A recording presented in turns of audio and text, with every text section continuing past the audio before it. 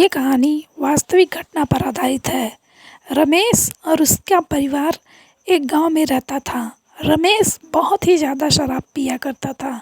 उसकी 3 बेटियां थीं, पर उसे अपने परिवार की कोई फ़िक्र नहीं रहती थी। वह हमेशा सिर्फ शराब पीने में ही रहता था।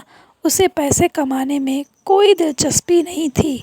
उसकी बीवी अपने घर के बाहर ठेले पर छोले बनाकर बेचा करती थी।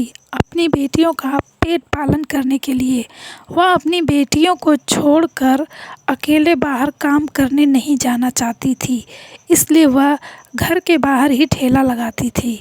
वह एक दिन अपने घर के बाहर ठेले पर चिल्ला चिल्ला कर छोले बेच रही थी।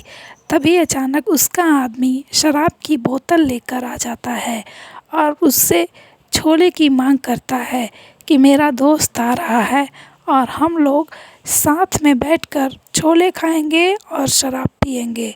तो उसकी बीवी उसे छोले देने से इनकार कर देती है। बोलती है, मैं तुम्हें पीने के लिए एक फूटी कौड़ी नहीं दूंगी।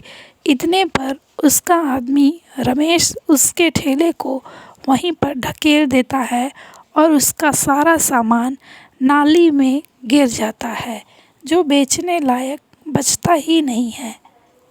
और अपनी बीवी को घर के अंदर ले जाकर उसे डंडे से पीटने लगता है। उसकी तीनों बेटियां दूर खड़ी होकर रो रही थीं। उसमें से सबसे बड़ी वाली बेटी हिम्मत करके जाकर अपने पिता का हाथ पकड़ लेती है और मारने से रोकने की कोशिश करती है। उसका बाप उसे इस तरह से धक्का देता है कि वह दूर जाकर दीवार से टकरा कर गिर जाती है और उसका सर फट जाता है और खून निकलने लगता है। उसकी माँ देखकर तड़प जाती है। वह शराब पीने के लिए फिर अपने दोस्त के साथ बाहर चला जाता है।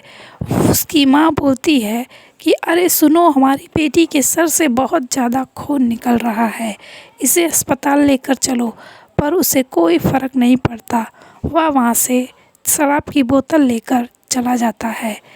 उसकी माँ किसी भी तरह हिम्मत करके खड़ी होती है और अपनी बेटी को अस्पताल लेकर जाती है। वहाँ उसका इलाज कराती है और फिर उसको होश आ जाता है। डॉक्टर साहिबा उसे दवाइयों की पर्ची बनाकर देती हैं और बोलती हैं कि दवा इसका मेडिकल से जाकर ले लेना और इसे खिलाना, फिर ये पूरी तरह ठीक हो जाएगी। तो रमेश की बीवी रोने लगती है। उसका रोना देखकर डॉक्टर साहिबा बोलती हैं कि क्या हुआ, कोई परेशानी है? तो वह अपनी सारी कहानी उसे बताती है।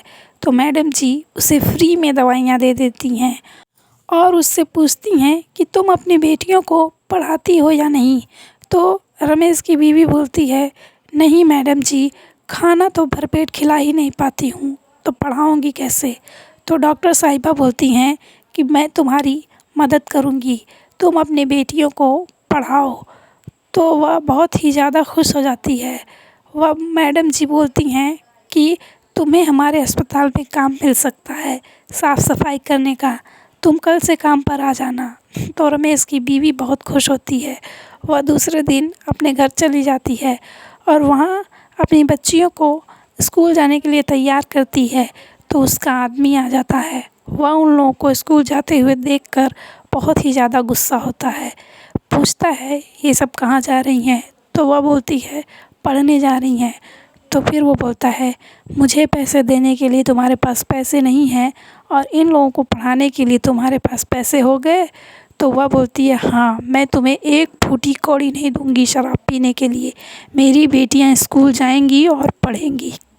तो उसका आदमी रमेश बोलता है कि मेरे घर में तुम्हें रहने की कोई ज़रूरत नहीं है, अपनी बेटियों को लेकर मेरे घर से निकल जाओ। तो उसकी बीवी बोलती है, ठीक है, मुझे भी यहाँ पे रहने का कोई शौक़ नहीं है। वह अपनी बेटियों को लेकर वहाँ से निकल जाती है और अस्पताल के बगल में ही एक कमरा किराए पर ले लेती है और वहाँ रहने लगती है। वह जाकर ये सारी बात डॉक्टर मैडम को बताती है। तो डॉक्टर मैडम उसकी बहादुरी पर बहुत ही ज़्यादा खुश होती हैं।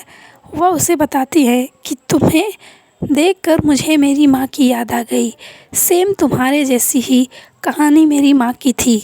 हमारे पिता भी ऐसे ही शराबी थे और हमारा ख्याल नहीं रखते थे। हमारी माँ ने हमें पढ़ाया लिखाया और हमें इस काबिल बनाया। तो तुम भी अपनी बेटियों को पढ़ाओ लिखाओ और उन्हें अपने पैर पर खड़ा करो। उसकी बहादुरी पर वह बहुत ही ज़्यादा उसे उत्साहित करती हैं। इस तरह से रमेश से उसकी बीवी को छुटकारा मिल जाता है और वह अपनी बेटियों को अच्छा जीवन देने लगती है। कहानी ख़त्म हो जाती है। अच्छी लगी लाइक कमेंट और सब्सक्राइब कीजिएगा।